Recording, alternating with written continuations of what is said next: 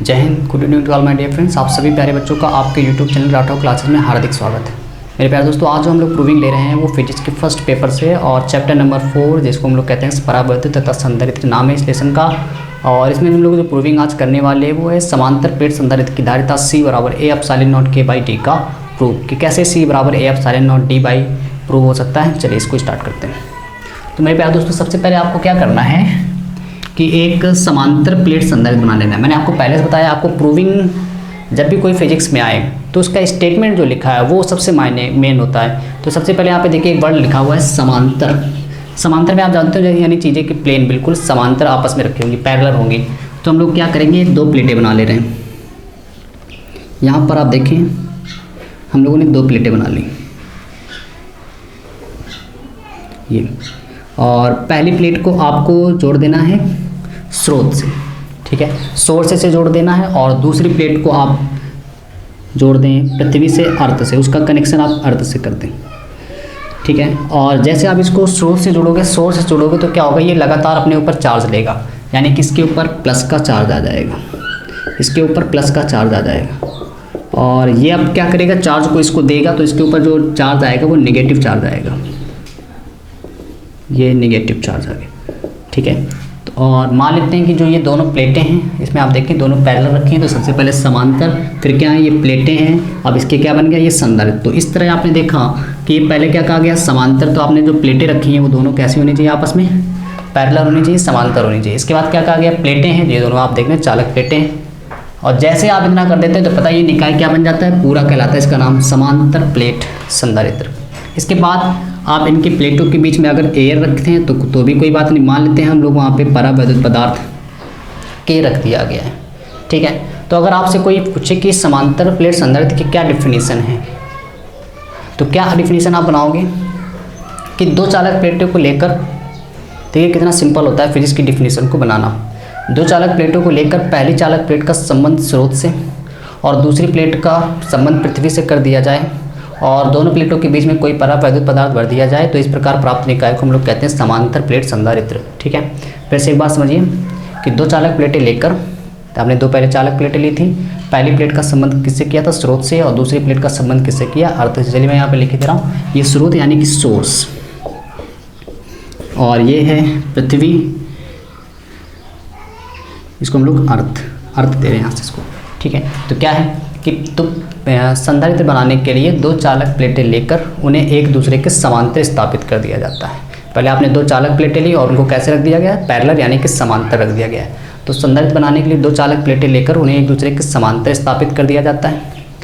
इस प्रकार पहली प्लेट का संबंध स्रोत से और दूसरी प्लेट का संबंध पृथ्वी से कर दिया जाता है तथा दोनों प्लेटों के बीच में एक परावैद्युत पदार्थ के भर दिया जाता है। इस प्रकार प्राप्त निकाय को हम लोग कहते हैं समांतर प्लेट संधारित्र, ठीक है। तो बड़ी सिंपल सी डिफिनीशन है। आप अच्छे से पहले इसकी पहले हेडिंग डालिएगा, समांतर प्लेट संधारित्र। मैं आपको एग्जैक्ट बिल्कुल वो चीज़ पढ़ा रहा हूँ जो आपको बोर्ड पेपर में करनी है, बिल्कुल ऐसे ही करके आना है आपको, ठीक है। हमारा एक आपको ऐसे यूट्यूब चैनल मिलेगा जो हर चीज़ आपको बता रहा है कि आपको पहले हेडिंग डालें, इसके बाद ये लिखना है, इसके बाद फिगर बनाना है। अब इसके बाद इसका हम लोग प्रूव करने वाले हैं, ठीक है। मान लेते हैं कि दोनों प्लेटों के बीच में जो दूरी है वो स्मॉल t है, क्योंकि अब ये प्लेटें हैं तो इनका कुछ ना कुछ एरिया रहा होगा जिसको हम लोग कहते हैं क्षेत्रफल।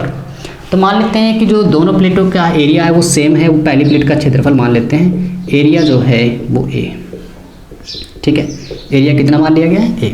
अब प्लेटों के बीच की दूरी हम लोगों ने मान ली है d, उनके बीच में परावैद्युत पदार्थ है k, और एरिया जो प्लेट का है वो क्या है, कैपिटल A।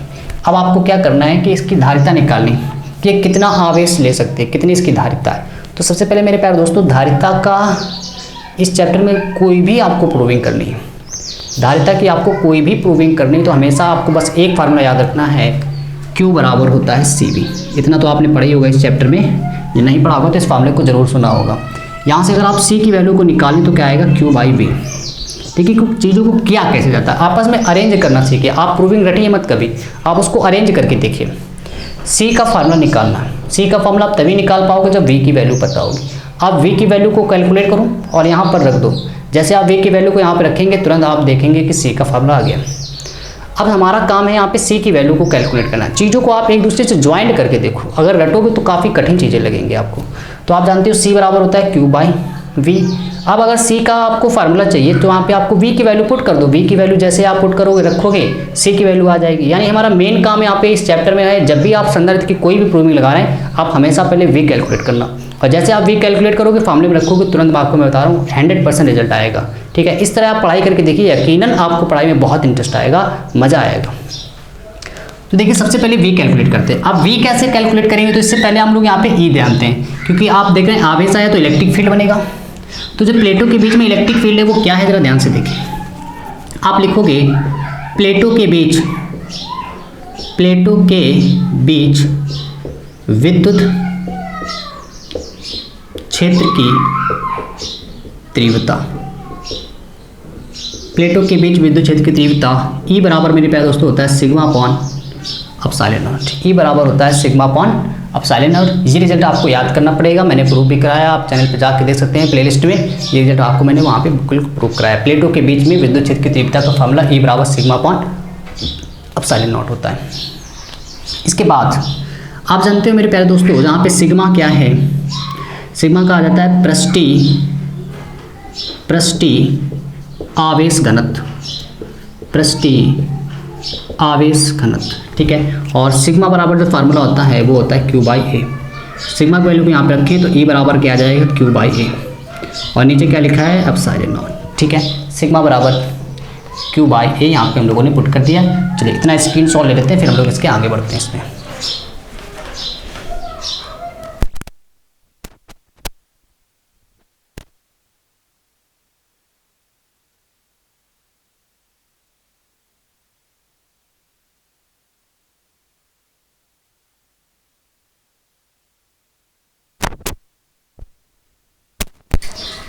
चलिए, तो इसके बाद मेरे प्यारे दोस्तों इसको हम लोग कैसे लगाने वाले हैं, आपने यहाँ से क्या किया है कि Q की वैल्यू को,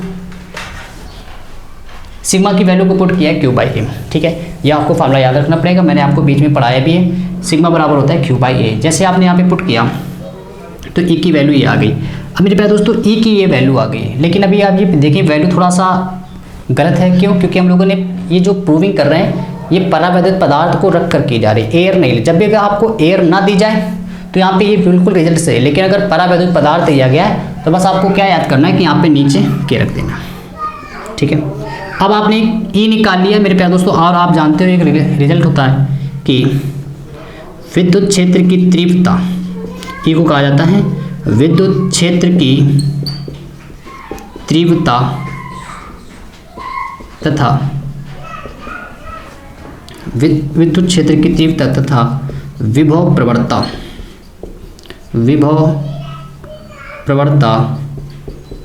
में संबंध, विभव प्रवणता में संबंध वो मेरे प्यारे दोस्तों होता है E बराबर V बाई एल।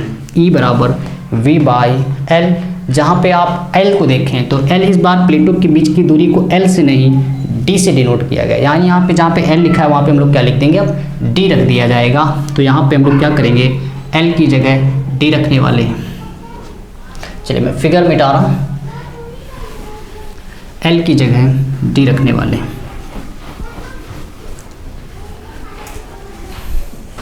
तो जैसे आप L की जगह D रखेंगे तो क्या आ जाएगा कि E बराबर V अपॉन T, E बराबर V अपॉन T। यहाँ से अगर मेरे प्यारे दोस्तों आप V की वैल्यू निकालें तो E इंटू डी आ गया।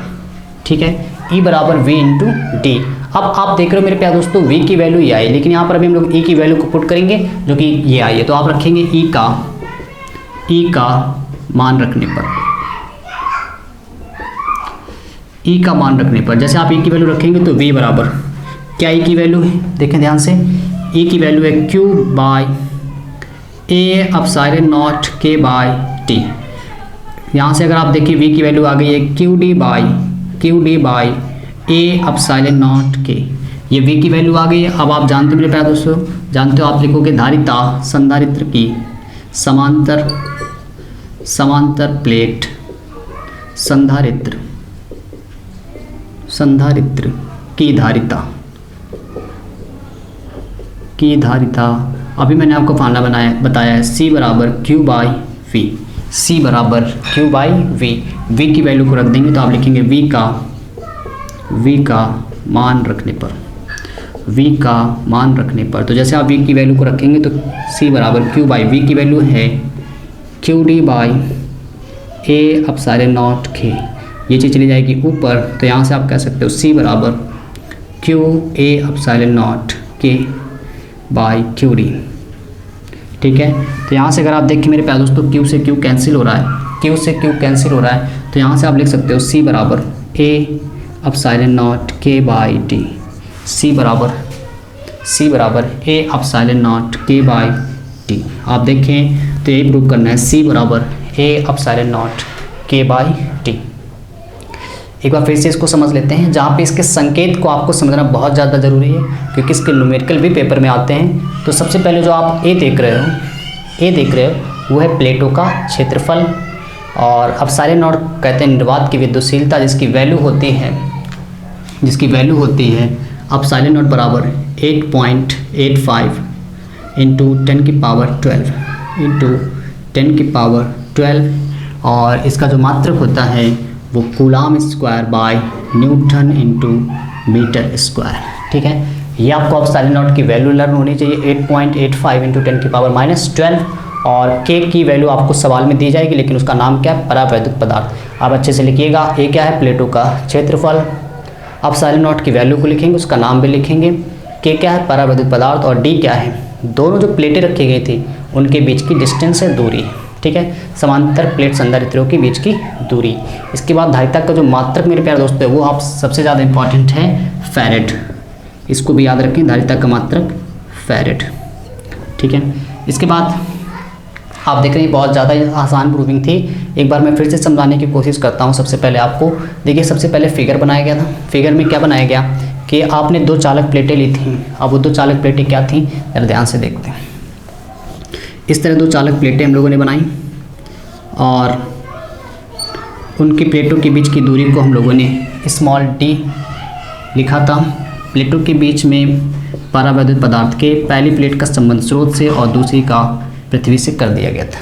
जैसे आप स्रोत से जोड़ोगे तो उस पर प्लस का चार्ज आता है क्योंकि चार्ज लगा था, और ये आवेश को डिस्ट्रीब्यूट करेगी, यानी कि इसके ऊपर माइनस का चार्ज आएगा। और इस प्लेट का जो आपने एरिया माना, क्षेत्रफल माना, वो a। ठीक है, इसके बाद क्या हुआ, प्रूविंग को स्टार्ट कैसे किया गया। अभी मैंने आपको बताया था कि c बराबर होता है q बाई v। संधारित्र की कोई भी प्रूविंग लगाने के लिए आपको हमेशा c से निकालने के लिए हमेशा पहले कैलकुलेट करना है v। मैं गारंटी दे रहा हूँ, आप इस चैप्टर की कोई भी प्रूविंग लगाएं, आप पहले हमेशा v कैलकुलेट करें। जैसे आप v कैलकुलेट करोगे, हमेशा यहाँ पे v की वैल्यू रखना, तुरंत c की वैल्यू आ जाएगी। तो सबसे पहले हमारा काम रहा v की वैल्यू को कैलकुलेट करना। अब v भी हमें डायरेक्ट नहीं पता होता इस तरह के दो प्लेटों के बीच में, लेकिन हम लोग इलेक्ट्रिक फील्ड जानते हैं कि दो समांतर प्लेटों के बीच में जो इलेक्ट्रिक फील्ड की वैल्यू होती है, तो आपने लिखा है प्लेटों के बीच में विद्युत क्षेत्र की तीव्रता, जिसे हम लोग कहते हैं E से डिनोट करते हैं। तो E की वैल्यू होती है सिग्मा अपॉन एप्सिलॉन नॉट। यहाँ पे K क्यों लगाया गया, मेन पॉइंट यहाँ पर K क्यों लगाया गया। अगर आपसे एयर कहा जाता तो ये K ना लगाया जाता, क्योंकि एयर के लिए K का मान 1 होता है। लेकिन अगर एयर ना हो, इसके विदाउट कोई भी मीडियम वहाँ पे हो, तो वहाँ पे आपको क्या लगा देना है, K लगा देना है। तो यहाँ पे नीचे K लगा दिया गया। अब यहाँ से सिग्मा की वैल्यू को क्यों हटाया गया, ये भी आप सोचिए कि जरूरी कि सिग्मा की जगह क्यू बाई ए रखा है, सिग्मा क्यों नहीं रखा गया। आपको क्योंकि आवेश दिया गया है, जैसे आपने प्लेटों को स्रोत से जोड़ा है तो उस पर आवेश आ रहा है, यानी कि यहाँ पे अगर आप देखें तो सिग्मा यानी कि पृष्ठीय आवेश घनत्व का कोई जिक्र नहीं है, क्योंकि जैसे आप प्लेट को स्रोत से जोड़ रहे हो तो वहाँ पे क्या आ रहा है, चार्ज यानी कि आवेश आ रहा है। यानी कि इस सवाल में अभी तक कहीं पे आवेश की एंट्री नहीं है। तो हम लोगों ने क्या किया कि सिग्मा की वैल्यू को रख दिया क्यू बाई ए। आपको याद करना पड़ेगा, जहाँ पे सिग्मा को कहा जाता है पृष्ठीय आवेश घनत्व। सिग्मा की जो वैल्यू होती है वो क्यू बाई ए, इसका रिजल्ट इसको आप याद कर लें अच्छे से। सिग्मा की वैल्यू को यहाँ पे रखा गया है क्यू बाई ए, नीचे क्या लिखा है, एप्सिलॉन नॉट के। ठीक है, जैसे आपने इतना रख दिया, ये ई की वैल्यू आ गई। अब ई की वैल्यू तो मुझे बतानी नहीं है, क्योंकि मुझे तो वी की वैल्यू कैलकुलेट करनी है। अब ई और वी का जो रिलेशन है वो क्या होता है, वो आपको पता होना चाहिए। तो आपको ई यानी कि विद्युत क्षेत्र की तीव्रता, और ई को कहा जाता है विद्युत क्षेत्र की तीव्रता, और विभव प्रवणता में संबंध। विभव प्रवणता को यानी कि आप वी से भी कह सकते हो ना, विभव प्रवणता वी बाई एल। तो यहाँ से आप देख रहे हो कि विद्युत क्षेत्र की तीव्रता ई और विभव प्रवणता यानी कि वी बाई एल, ये इसका संबंध है। चैप्टर नंबर 3 मैंने आपको पढ़ाया है, ई बराबर वी बाई एल। तो आपने क्या किया, यहाँ पे एल की वैल्यू को इधर भेज दिया, लेकिन दोनों समांतर प्लेटों के बीच की दूरी को हम लोगों ने एल से नहीं डी से डिनोट किया। तो यहाँ पे एल की जगह क्या किया जाएगा, एल की जगह क्या किया जाएगा, डी पुट कर दिया जाएगा। तो एल की जगह को डी पुट कर दिया गया है, डी रख दिया गया है। यहाँ से वी की वैल्यू, डी की वैल्यू को हम लोगों ने यहाँ पे भेज दिया क्योंकि ये भाग में इधर आएगा, गुणे में हो जाएगा। अब ए की वैल्यू को रख दिया गया, तो ए का मान रखने पर ए की वैल्यू जो आई थी ये यहाँ पे पुट की गई, तो वी बराबर Q by A epsilon not के इंटू डी, डी का इसमें मल्टीप्लाई तो Q D by A epsilon not के। अब आप देख रहे हो वी की वैल्यू आ गई, और जैसे वी की वैल्यू आ गई मैंने आपको बताया इस चैप्टर में कि जैसे आप वी की वैल्यू निकाल लो तो आप तुरंत फॉर्मूला लगाओ सी बराबर क्यू बाई वी। तो आप लिखोगे क्या कि समांतर प्लेट संधारित्र की धारिता सी बराबर होता है क्यू बाई वी। आपने यहाँ से वी की वैल्यू को रखा, वी का मान रखने पर वी का पूरा ये मान रखा, ये सबसे नीचे तो कहाँ जाएगा ऊपर, तो क्यू और ए एप्सिलॉन नॉट के, नीचे क्या लिखा है क्यू डी, क्यू से क्यू कैंसिल हो गया, नीचे बचा क्या टी। तो ये आ गया रिजल्ट ए एप्सिलॉन नॉट के बाई डी। मात्रक लिखना ना भूलें, धारिता का मात्रक क्या होता है फैरेड। तो ये रिजल्ट आप लोगों ने प्रूव किया है समांतर प्लेट संधारित्र की धारिता का फार्मूला। मिलते हैं एक नेक्स्ट प्रूविंग में, या तो मैं इसमें एक क्वेश्चन इसके कराऊंगा या तो फिर एक नई प्रूविंग आपके सामने लेकर आऊँगा। आप इन प्रूविंग को जरूर दोहराते रहें, अच्छे से नोट्स बनाइए, और कोई भी दिक्कत हो आप कमेंट करके मुझे बताइए, मैं अगली वीडियो में इस समस्या को दूर करने का पूरा भरसक प्रयास करूँगा। तो बाय मेरे दोस्तों, गुड नाइट, जय हिंद।